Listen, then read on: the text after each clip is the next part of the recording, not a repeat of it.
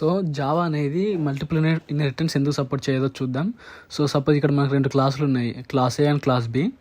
So 2 క్లాసెస్లో both have a method called display. 2 క్లాస్లో display అనే మెథడ్ ఉంది. సో నెక్స్ట్ ఇప్పుడు మనం ఒక కొత్త క్లాస్ క్రియేట్ చేసాం, క్రియేట్ న్యూ క్లాస్ సి. ఈ క్లాస్ సి అనేది ఏం చేస్తుందంటే inherits from the both class A and class B. So ఇక్కడ క్లాస్ సి మనం క్రియేట్ చేసాం, ఇది extends. Class A and class B 2 క్లాసెస్ని క్లాస్ సి ఇన్హెరిట్ చేస్తుంది. సో ఇప్పుడు మనం ఏం చేస్తున్నామంటే ఇక్కడ ప్రాబ్లం ఏంటంటే the problem here is that class C would inherit the display method from the both class A and class B. ఇక్కడ class C ఏం చేస్తుంది, ఈ డిస్ప్లే మెథడ్ని బోత్ ఈ క్లాస్ ఏ నుంచి క్లాస్ బి నుంచి ఇన్హెరిట్ చేస్తుంది. So the compiler won't know which display method to execute. So ఇక్కడ క్లాస్ ఏ క్లాస్ బి 2 నుంచి ఇన్హెరిట్ చేస్తుంది డిస్ప్లే మెథడ్, బట్ కంపైలర్కి తెలియదు క్లాస్లో ఏలో నుంచా లేకపోతే క్లాస్ బిలో నుంచా ఏ క్లాస్లో నుంచి ఆ మెథడ్ని ఎగ్జిక్యూట్ చేయాలనేది. సో ఇలాంటి ప్రాబ్లమ్నే డైమండ్ ప్రాబ్లం అంటారు. So to avoid this confusion and